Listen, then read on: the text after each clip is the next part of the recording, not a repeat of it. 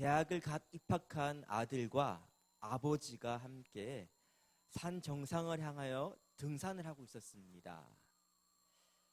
그런데요, 그 산행길이 처음 가는 길이고 또 워낙 숲이 빽빽하게 무성하다 보니까 그만 글쎄 길을 잃어버린 것입니다. 조급해진 아들이 뒤에 있는 아버지를 바라보면서 이렇게 말합니다. 아버지, 지금 시간 얼마나 지난 줄 아세요? 서둘러야 됩니다. 그러자 아버지가요, 가던 길을 잠시 멈추고 가방에서 지도를 펼칩니다. 땅에 펼쳐놓고 난 다음에 나침반을 그 위에 올리고 난 다음에요, 서서 방향을 찾고 있는 거예요. 한참 그렇게 시간을 보내고 난 다음에 아버지가 말합니다. 아들아, 이쪽으로 가야 돼. 우리가 반대 방향으로 가고 있었어. 다시 방향을 바꾸어서 걷기 시작합니다. 얼마 지나지 않아서 결국 산 정상에 등반했고 안전하게 하산하게 되었습니다. 자, 숙소로 돌아오고 난 다음에 아버지는요, 주머니에 있던 나침반을 아들에게 건네주며 이렇게 말합니다. 아들아, 인생에서도 마찬가지야. 속도보다 중요한 것은 바른 방향을 잡는 거야. 뭔가 깨달은 듯이 아들이 손목에 차고 있던 시계를 풀고 아버지께 맡기며 이렇게 말합니다. 아버지, 제가 제 인생의 방향을 가늠할 때가 되었을 때쯤에 다시 이 시계를 돌려주세요. 저는 목적이 큰 41기간이 우리가 차고 있던 시계를 하나님께 맡기는 시간 되길 축복합니다. 내가 원하는 때란 것이 있잖아요. 우리 늘 조급하고 분주한 마음으로 앞만 보고 달리고 있지 않습니까? 근데 우리가 바른 목적을 향해서 바른 방향을 가고 있는지에 대해서 지금 조용하게 우리 내면에서 말씀하고 계시는 그분의 음성을 듣길 축복합니다. 그리고 우리의 방향이 다시 재정립되는 놀라운 은혜가 임하기를 소원합니다. 하나님께서 우리를 향하신 목적이 있습니다. 하나님 우리를 창조하실 때요, 하나님의 형상을 따라서 우리를 지으셨습니다. 왜 하나님의 형상을 따라 우리를 지었을까요? 그것은요, 우리가 하나님의 형상에 충만한 자가 되기를 기대했던 것이죠. 하지만 안타깝게도 우리가 아담과 하와의 범죄 이후 하나님의 형상이 훼손되고 왜곡되어졌습니다. 하나님다움을 우리 가운데 드러낼 수 없는 존재가 되어버린 것이죠. 그래서 하나님께서 어떤 선택을 하셨습니까? 가장 완전한 하나님의 형상이신 예수 그리스도를 이 땅에 보내신 거예요. 고린도후서 4장 4절 말씀 보니까요, 그리스도는 보이지 않는 하나님의 형상이라고 말합니다. 가장 완벽한 하나님을 담고 있는 하나님 형상인 예수 그리스도를 통해서 우리에게 기대하신 건 뭡니까? 일그러진 하나님 형상이 다시 회복되기를 기대하십니다. 우리는요, 예수 그리스도의 피로 구원받았습니다. 아멘. 그리고 이제 이 땅에 남은 여정 가운데서 우리는 순례자 여정 걷고 있습니다. 어디를 걸어가고 있습니까? 하나님께를 위한 걸어가고 있는 것이죠. 오직 우리에게 있는 이제 나침반이 필요합니다. 우리가 바른 길을 갖고 있는지를 가늠해 줄 수 있는 기준이 필요합니다. 그 역할은 누구십니까? 바로 오직 예수 그리스도이신 것이죠. 그래서 예수님께서 내가 곧 길이요 진리요 생명이니 나로 말미암지 않고는 어떤 누구도 하나님 아버지를 갈 수 없다고 말하는 것이죠. 그래서요, 우리의 신앙생활에 이 땅에서 하나님의 형상을 회복하기 위해서 우리는 어떻게 해야 되냐면요, 따라합시다. 그리스도를 닮아가야 합니다. 그래서 21차 제목이 바로 뭐냐면요, 우리는 그리스도를 닮기 위해 창조되었다는 것입니다. 첫 번째 문장도 이것이죠. 227페이지 첫 번째 문장 한번 같이 한번 읽어볼까요? 21차 첫 번째 문장 같이 읽기를 원합니다. 페이지 225페이지 첫 번째 문장 읽겠습니다. 같이 읽겠습니다. 시작. 우리는 그리스도를 닮도록 창조되었다. 처음부터 하나님의 계획은 우리를 당신의 아들 예수님처럼 만드는 것이었다. 이것이 우리의 운명이고 우리 삶의 세 번째 목적이다. 네, 우리 향한 하나님의 궁극적인 목적이 뭐라고요? 우리가 오직 예수님을 닮아서 예수님처럼 되는 것입니다. 아멘. 페이지 227페이지에도 우리의 궁극적인 목적에 대해서 이렇게 말하고 있습니다. 페이지 221 중간쯤 보면 이 땅에서라고 돼 있죠, 그렇죠? 이 땅에서 그 네모 하나에 있는 거 한번 같이 읽어볼까요? 시작. 이 땅에서 하나님이 우리의 삶에 대해 가지고 계신 궁극적인 목적은 편안한 삶이 아니라 인격이다. 우리의 궁극적인 목적이 뭐라고요? 예수 그리스도 본받아서 그리스도의 인격이 되는 것입니다. 아멘. 자, 그러면요, 어떻게 하면 우리가 그리스도를 닮아갈 수 있을까요? 어떻게 하면 될까요? 본받으라 했는데 어떻게 하는 것이 본받는 것입니까? 오늘 말씀을 주목하시기 바랍니다. 2절 말씀해 보니까요, 예수님에 대해 어떻게 표현하고 있습니까? 예, 같이 2절 말씀 한번 앞부분까지 읽겠습니다. 시작. 믿음의 주요 또 온전하게 하신 이인 예수를 바라보자. 어떻게 하라고요? 예수 그리스도를 바라보라는 것입니다. 믿음으로 사는 삶이 무엇인가의 창시자이고 완성자이신 예수님 어떻게 하란 말입니까? 바라보라는 것이에요. 바라볼 때 닮아갑니다. 바라봄을 통해서 자연스럽게 닮아갈 수 있는 것입니다. 호슨이 쓴 큰바의 얼굴이라는 짧은 단편소설 교과서에도 실렸었는데 혹시 읽어보신 기억이 나십니까? 네. 미국의 한 마을에 바위가 하나 있는데 사람의 얼굴을 닮았어요. 아주 인자하고 뭔가 이렇게 위품이 있어 보이는 그런 기품이 있어 보이는 그런 얼굴입니다. 그리고 그 마을에 이런 전설이 있었습니다. 언젠가는 이 큰 바위 얼굴을 닮은 사람이 태어날 것이다, 이곳에서. 그리고 그는 아주 영향력을 크게 펼치는 위대한 사람이 될 것이다. 그 전설을 마음에 담고 있던 한 소년이 있었습니다. 그 이름이 바로 어니스트죠. 어니스트. 자, 어니스트는요, 늘 큰 바위 얼굴을 바라보면서 기대합니다. 언젠가 이 바위를 닮은 위대한 사람이 나타나기를. 사람들이요, 어느 날 모여서 이렇게 이야기합니다. 드디어 큰 바위 얼굴이 나타났어. 우리 마을 출신의 한 장군이 태어났는데 아주 유명하고 많은 사람들로부터 존경받고 있어. 그가 이번에 우리 마을을 방문한대. 언슨 기대감으로 기다립니다. 하지만 실망하게 되죠. 왜? 그 장군은요, 큰 바위 얼굴을 전 닮지 않았거든요. 그리고 또 다른 소식이 들립니다. 이번에 진짜야. 이번에 큰 바위 얼굴을 닮은 사람이 나타나는 게 확실해. 우리 동네 출신에 유명한 부자가 있는데 그가 우리 동네 방문한대. 하지만 또 실망합니다. 그도 역시 마찬가지로 큰 바위 얼굴 닮지 않았던 거예요. 또 유명한 정치인이 태어났습니다. 하지만 그도 역시 큰 바위 얼굴 닮지 않았습니다. 계속해서 실망하면서 세월이 많이 갑니다. 소년 어니스트 어느새 머리가 하얗게 서리가 내려가지고요, 노인이 되었습니다. 그는 안타까운 마음으로 언젠가 태어날 그 큰 바위 얼굴 닮은 사람을 기대하면서 매일매일 그 습관이 뭐냐면 큰 바위 얼굴을 바라보는 것이었어요. 근데 어느 날 그 마을에 어떤 모임이 있었습니다. 그 모임에서 어니스트, 늙은 어니스트, 노인이던 어니스트가 연설을 하게 되었습니다. 이런 자기 삶을 담은 진솔한 연설을 하고 있을 때 그를 바라보고도 한 시인이 이렇게 말합니다. 여러분 보세요. 저 어니스트가 바로 우리가 그토록 바라는 큰 바위 얼굴 너무 닮은 사람 아닙니까? 모든 사람 동의합니다. 너무나 어니스트가요, 그 큰 바위 얼굴 닮게 아주 기품 있고 인자한 모습인 것이에요. 왜 어니스트는 큰 바위 얼굴을 닮게 되었습니까? 답은 한 가지죠. 그가 매일매일 큰 바위 얼굴을 바라보았기 때문에 바라볼 때 우리는 닮을 수 있는 것입니다. 우리는 예수님을요, 바라봐야 됩니다. 믿음의 출발이고 믿음의 완성이신 예수님을 매일 매 순간 바라봐야 됩니다.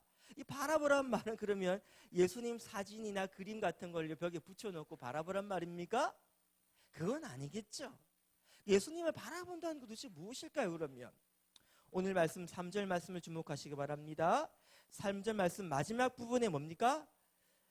예, 이를 생각하라. 이는 누구겠습니까? 바로 예수님을 생각하라는 것이에요. 아하, 바라본다는 것은 생각하는 것이구나. 예수님을 매 순간 바라본다는 것은 매 순간 예수님을 생각하라는 말이구나. 그래요. 우리의 신앙생활의 핵심은요, 여러분, 예수님을 계속해서 생각하는 것입니다. 저는 신앙 성장에 있어서 질만큼 중요한 것이 양이라고 생각합니다. 양이란 것은요, 절대적인 시간이에요. 얼마나 오랫동안 주님을 바라봤는가, 그게 중요하다는 거예요. 그 절대적 시간이 쌓여야지요, 예수님을 닮아갈 수 있다는 것입니다. 하지만 안타깝게도 우리는요, 예수님을 생각하는 시간이 이 교회 예배당 안에 머무르는 짧은 시간에는 별로 없는 것 같아요. 10년 동안 예수님 믿었다는, 신앙생활 했다는 분 생각해 봅시다. 그는 일주일에 딱 1시간 이곳에 와서 말씀을 듣는 이 짧은 예배 시간 가운데서만 예수님을 생각합니다. 자, 그가 10년 예수님 믿었습니다. 하지만 예수님을 생각한 시간은 도대체 얼마나 될까요? 1년에 52주고 곱하기 10 하니까 얼마 나옵니까? 예, 그것을요, 날수로 따져보니까요, 겨우 21.6일이에요. 물론 잠자는 시간 빼고 하다 보면요, 겨우 한 달 조금 넘을 수 있다는 말이에요. 10년 믿었지만 매 순간 묵상하며 생각하며 사는 사람과 비교해 볼 때 한 달 믿은 신앙밖에 안 된다는 거예요. 여러분 한번 생각해 보세요. 내가 얼마나 일상의 삶 가운데서 예수님에 대한 생각을 하고 있는지. 별로 그렇지 않아요. 그러면 우리는 그 어떤 생각을 주로 하며 살까요? 대부분의 시간들은요, 어떤 생각을 해야지 하고 생각하는 것이 아니라, 그죠? 떠오르는 생각들을 하며 삽니다. 우리의 무의식 가운데 있는 것들이요, 떠올라요. 그런 걸 생각한단 말이에요. 여러분, 아이들이 공부하라고 시키면 어떻게 합니까? 바로 집중해서 공부에 몰두하나요? 그렇지 않아요. 어떤 아이들은 계속해서 책상 정리하고 있어요. 어떤 아이들은 이 책 펼쳤다가 다른 책 펼쳤다가 또 핸드폰이나 또 카톡 했다가 왔다 갔다 하죠. 근데 아이들만 그런 게 아니라 우리도 그렇지 않습니까? 우리 대부분의 시간들을 생각합니다. 어떤 생각합니까? 무의식 가운데 떠오르는 생각들을 하면서 시간을 보낸단 말이에요. 근데 무의식 가운데 떠오르는 그 생각들은 주로 어떤 것입니까? 예, 누군가로부터 들었던 인상적인 이야기들 가운데는요, 인상적인 사건들 다시 떠올리는 것인데, 그것들은 대부분 긍정적인 것보다 부정적인 게 더 많습니다. 다시 말하면 우리의 삶을 지배하고 있는 것은요, 우리가 무엇 생각하고 있느냐인데, 그 생각의 대부분은 이런 것들이죠. 누군가 나에게 했던 말들 가운데서 잊혀지지 않은 말들. 네가 하는 게 뭐 다 그렇지 뭐. 내가 그럴 줄 알았어. 이런 부정적인 피드백들. 아니면 상처받았던 그 기억들이요, 우리의 내리를 잠식하고 있다는 것입니다. 그렇지 않고 떠오르는 생각이 아니라 내가 뭔가를 생각한다고 삼아봅시다. 주로 뭘 생각합니까? 우리는 대부분이요, 우리가 속해 있는 이 세상의 가치관에서 그 가치관이 만들어낸 생각들을 하고 살고 있지 않습니까? 이런 것이죠. 돈이 최고야. 돈 없으면 아무도 대접하지 않아. 어떻게 하면 그렇게 돈을 벌 수 있을까? 주식이 오른다. 주식을 좀 살까? 아니, 주식을 팔 때인가? 그런 생각 주로 하지 않아요, 여러분? 아니, 우리 아이들이 좋은 대학 가야 되는데 어떤 학원에 보내야 되지? 아니면요, 어떻게 하면 내가 원하는 것, 시간들을 내가 원하는 대로 즐겁게 보낼 수 있을까? 주로 이런 것들을 생각하며 시간을 보낸다는 말입니다. 너무나 안타깝게도 우리는요, 예수님 생각을 거의 하지 않습니다. 저는 회개란 것은요, 과거 우리 했던 일들에 대한 후회가 아니라 생각합니다. 한번 따라해 볼까요? 회개란 사고방식을 바꾸는 것이다. 예, 생각이 행동을 낳습니다. 행동이 반복되는 것이 습관이 됩니다. 습관들의 몸이 바로 우리의 인격이라는 거예요. 자, 우리는요, 행동만을 바꾸려 합니다. 행동보다 앞서 있는 게 뭐예요? 행동이 나오게 하는 생각이에요, 생각. 이 사고방식을 바꿔야 됩니다.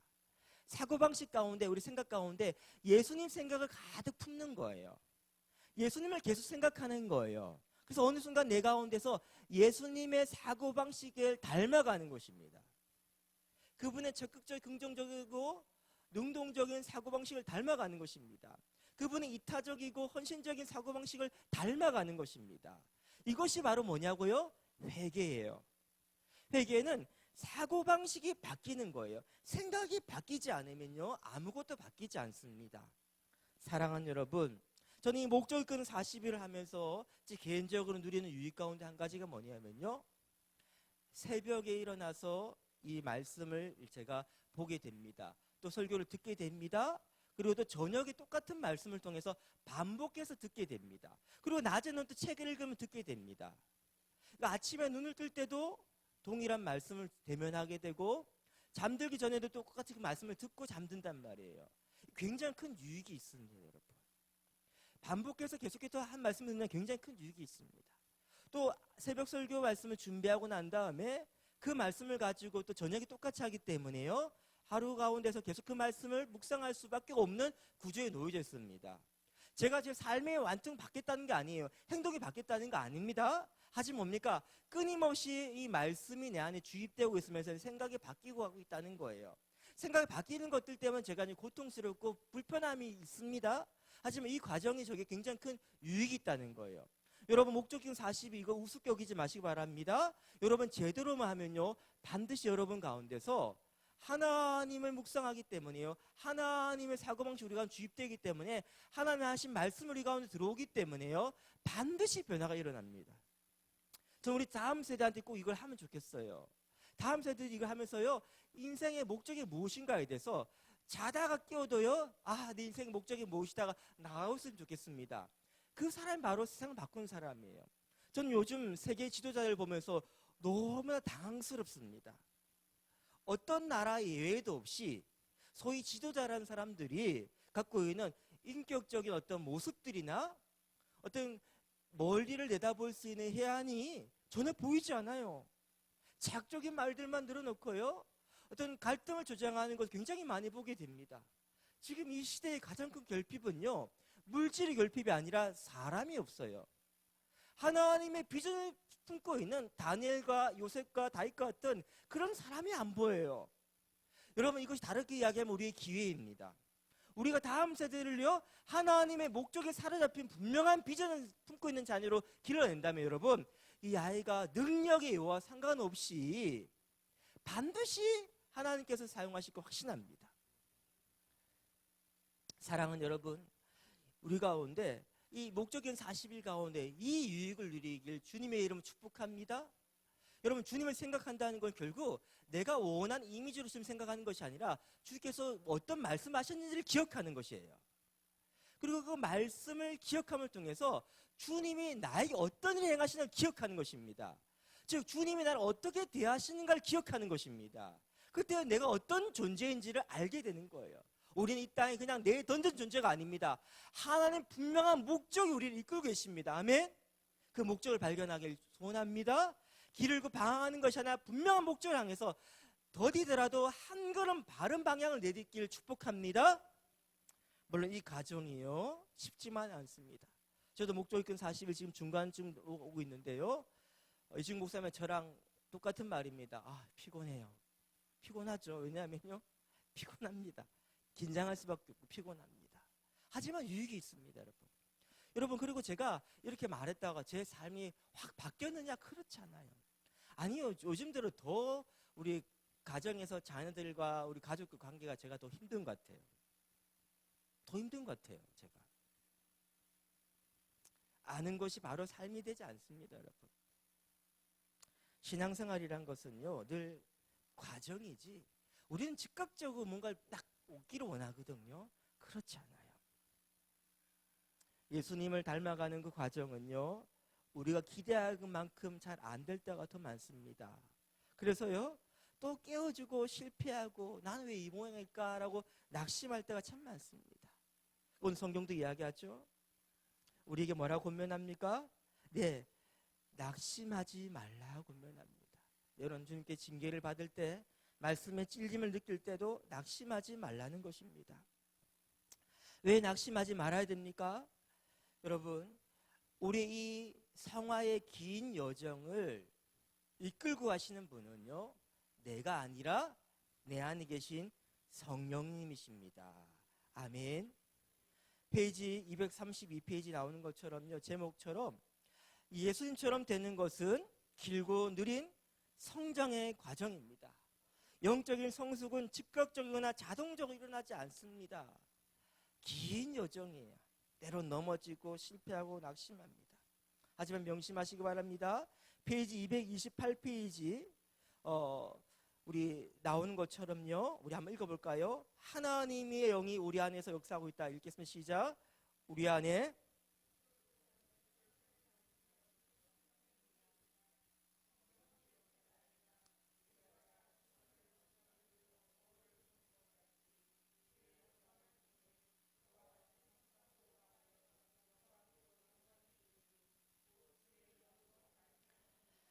우리가 계속했으면 우리가 더욱 예수님을 닮아가는 것이 과정을 성화라고 부른다. 이것이 우리의 삶의 세 번째 목적이다.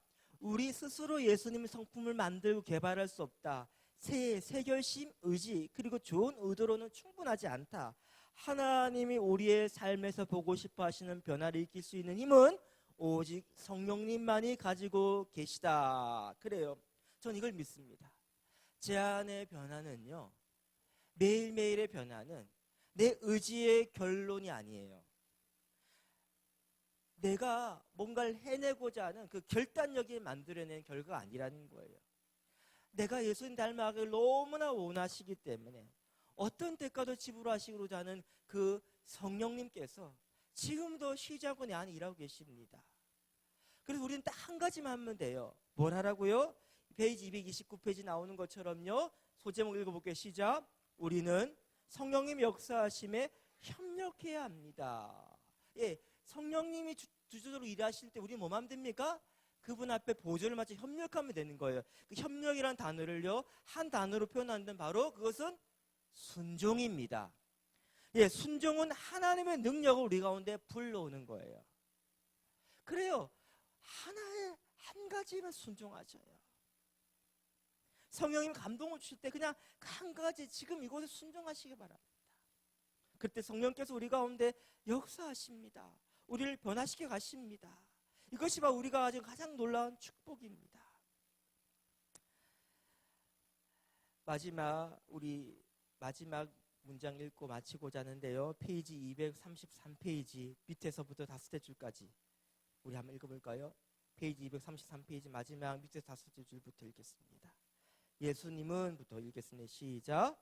예수님은 우리가 이 땅에서 편안하게 잘 적응하여 살게 하시려고 십자가에 돌아가신 것이 아니다. 그분의 목적은 그보다 훨씬 깊다. 그분은 우리를 천국으로 데려가시기 전에 우리를 그리스도와 같은 모습으로 만들기 원하셨다. 이것이 우리의 가장 큰 특권이고 즉각적으로 수행해야 할 책임이며 우리가 궁극적으로 가야 할 종착점이다. 우리의 종착점, 우리 해야 될 책임, 우리의 가장 큰 특권. 오늘도 성께서 우리 가운데 역사하고 계시는 주님을 닮아가게 하는 그 과정 가운데 믿음으로 순종하며 나아가는 저와 여러분 되시기를 주님의 이름 축복합니다. 이제 목적기간 40일, 겨우 20일도 남지 않았습니다. 아직까지 한 번 참여하지 못하신 분은요, 이제 20일부터 시작하시면 됩니다. 중간에 피곤해서 지치셔가지고요, 포기하고 계시면 다시 일어서면 됩니다. 다시 한번 우리가 목적기간 40일을 함께 하시기 원합니다. 저는 이거 하면서 참 감사한 게 뭐냐면요, 제가 혼자라면 못했겠다 생각이 들어요. 하지만 같이 하기 때문에 할 수 있는 거예요. 이게 바로 믿음의 여정의 핵심입니다. 우리는 순례여정 걸어가고 있는 이 길이 힘듭니다. 쉽지가 않습니다. 하지만 혼자서 가면 빨리 갈지 몰라도 오래 갈 수는 없어요. 하지만 같이 가기 때문에요, 계속해 갈 수 있는 거예요. 혹시 영상을 통해 참여하신 분들 있다면요, 나도 지금 같이 뛰고 있어요 라는 피드백을 좀 해주세요. 밴드에 올려주시고요, 지금 이런 은혜 받고 있어요 이렇게 이야기를 해주셔요. 그리고 가급적이면 함께 오셔가지고요, 시간 내셔가 자리 참여해 주시고요, 함께 기도하면서 나아가기를 소원합니다. 우리 함께 찬양하기로 원하는데 원하고 바라고 기도합니다. 함께 찬양하시겠습니다.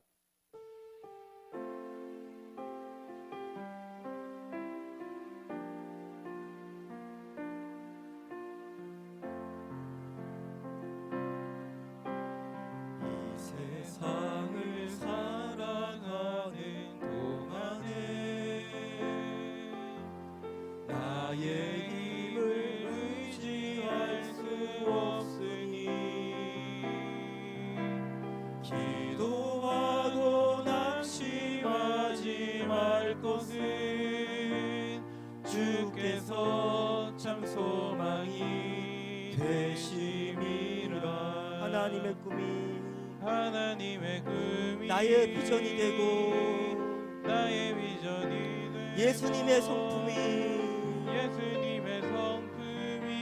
나의 인격이 되고